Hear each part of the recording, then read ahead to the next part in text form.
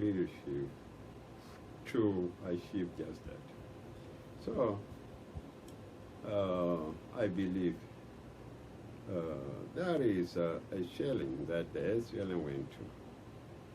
The challenge is finding itself, the new politicians, they found themselves in the midst of power, wealth, and the struggle between being real as a revolutionary, as leaders, liberators, and to vie for, to offer their own power of being wealthy, being powerful, being which they can actually get if they still continue as a liberator.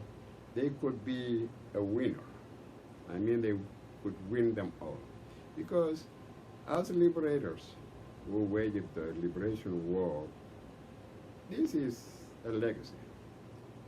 This is an asset, a political asset, that no one will compete with them unless they stray from it, just like now. So if it comes to election, they will still win.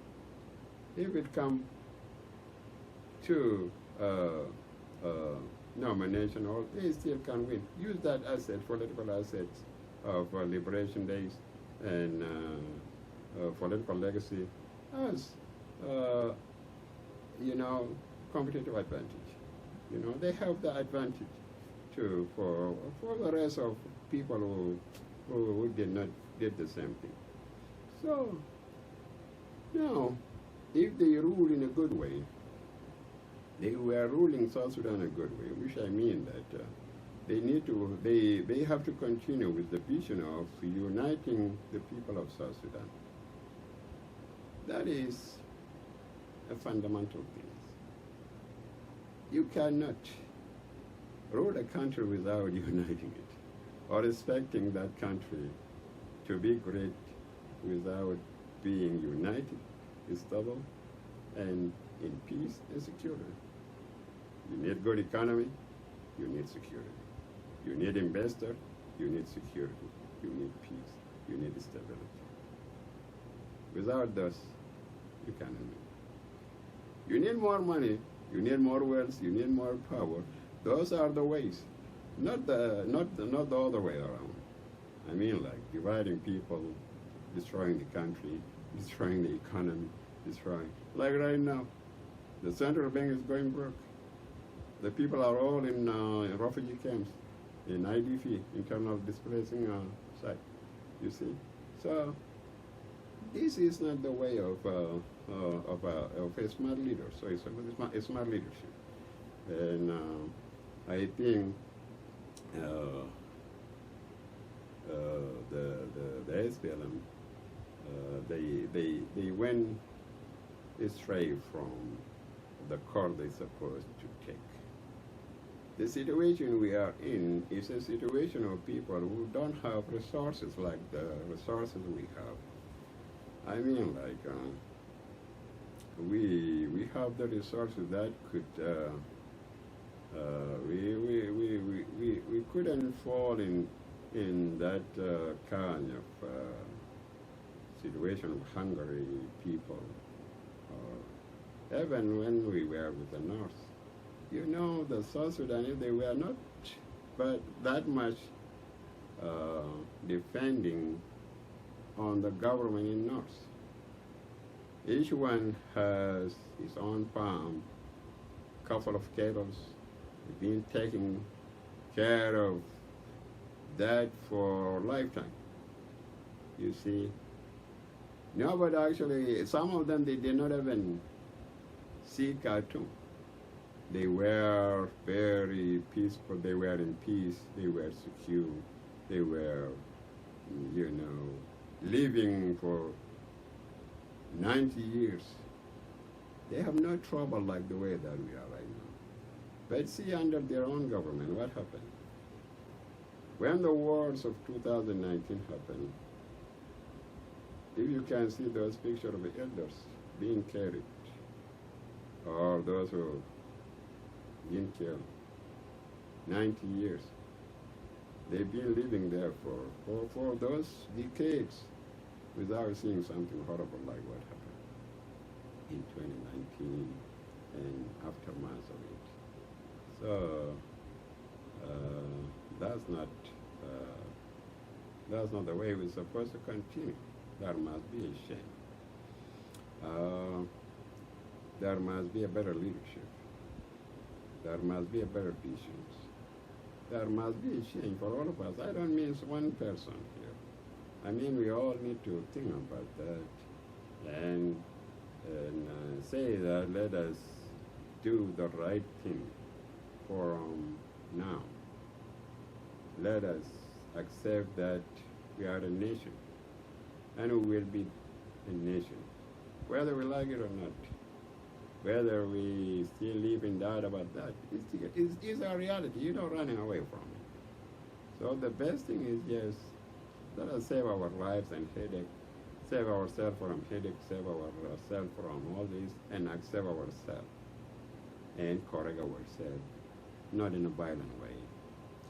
But if Manyang did something wrong, Galwag will tell him, my friend, this is not going to benefit our country. This is not going to benefit. Manyang will accept that. If Lada and Obaj,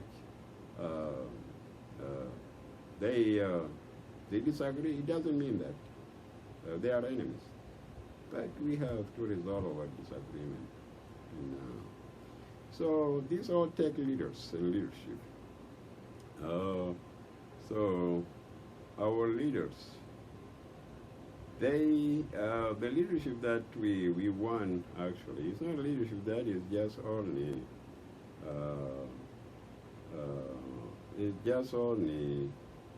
with the vision limited just only for themselves and their power, families, and no. You are leading a country. You are leading a nation. That nation is a complete business, which means when you're going to sleep, you got to make sure that what is the situation of the nation? Are people going to sleep hungry? Are there enough hospitals that will cure curable diseases? I mean, like, are there enough schools for kids, for future generations? What the future of the country is going to be looking like, or going to look like? Where these elders are going to? Do they have enough retirement packages? Are they going to retire comfortably and be proud of their country? Because this is the same thing that will happen to the next generation if you can go to a good school. You have a good health care. You have a good college. There's a job for you. There is a life for you, which means that you can have a fulfillment in your lifetime. And there is a retirement for you. There is respect. There is feeling of being somebody. You are free. You are not living under fears. You are not living under intimidation of any kind. You know. This is what you think that this is the life. I mean, this is the kind of country we want. And that kind of country and nation is not, it cannot come out of blue. It's not just only a dream, it is a work of leaders. Leaders must do that for their people, for their nations. And that's why you are going to be elected.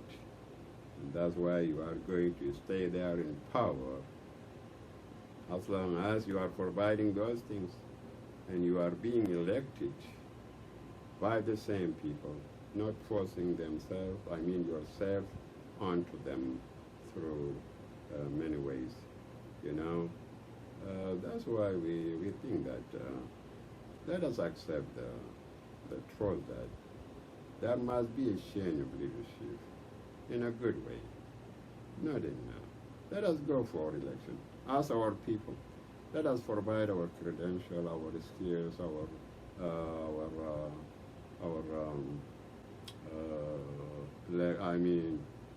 assets.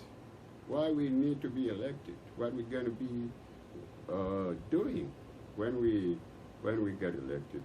What will be our achievement? What we will achieve, and why? So I think we need to act. It's not just only for one person. It is for the whole nation. If we create an election system with a presidential system or any political system we agree on, and there have to be a limit, a term limit for the president or for prime minister, or there have to be term limits, because this helps in performance, leadership performance, which is very important. If I don't perform very well, and you elected me as a leader, and I did not perform very well, that means that I will lose the next election, and someone else that can do a better job than me will be elected and will do better. This is actually the point of changing leaders through election, and the people who are going to vote are the ones that will be the judge, that are going to be, you will have to buy their vote through performance, through achievement, hard work, development projects, healthcare, school, all those things. So next time they will. So it's a bargain. It's not, something that you just say. You reach there, and then you pluck everyone. You change the constitutions. You decided to stay in power for many tactics, so that's not the right thing. Yeah, that's not the right thing. I know some leaders who have stayed for power through a good way. I mean, people even want them to stay in power. They can elect them in many ways. It's not really very important. I mean that if you serve 2 terms as president and you did not achieve the rest, you can achieve in other venue of leadership. You can contribute in many ways. So creating a good system, political system, is not just only for me, for you, for all of us, and for the benefit of our country. So leadership is very important. Leadership is very important because a good leader will transform the country and the nation to the best level of people. First, he will keep his people united in cohesion, very cohesive society, and he will provide security. He will provide peace.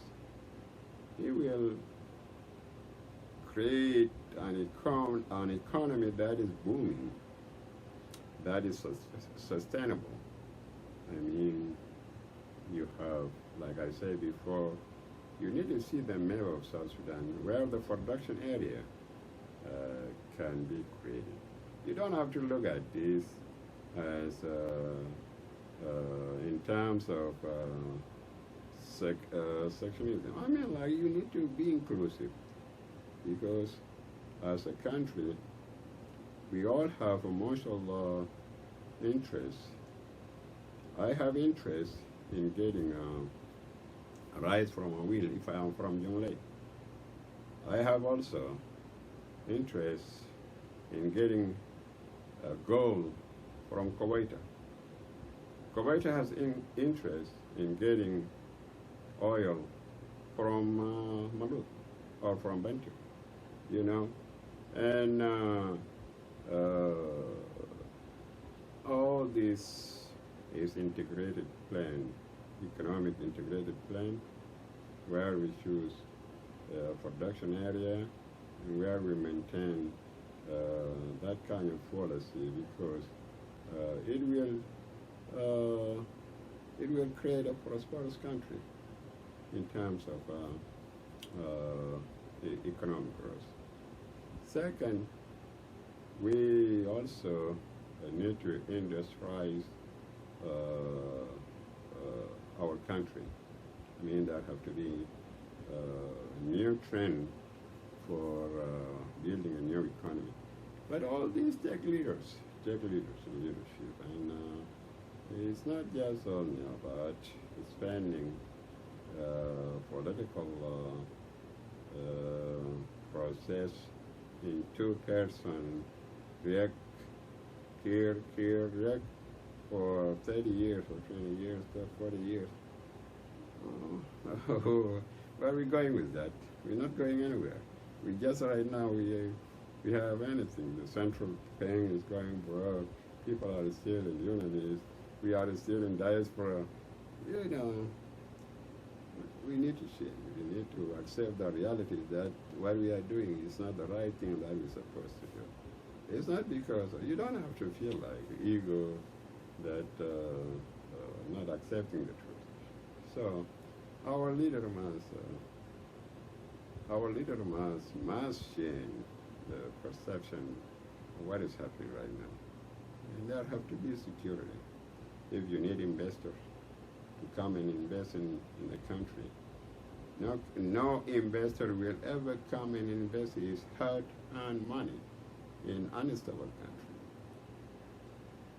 No donors or funders will ever come and give you money when they know that their money are going to end in pocket of some corrupt official. No investor will ever come and bring all this in technology equipment. People are looking for benefit. People are looking for success. I mean, no one is going to waste his money for unsuccessful country.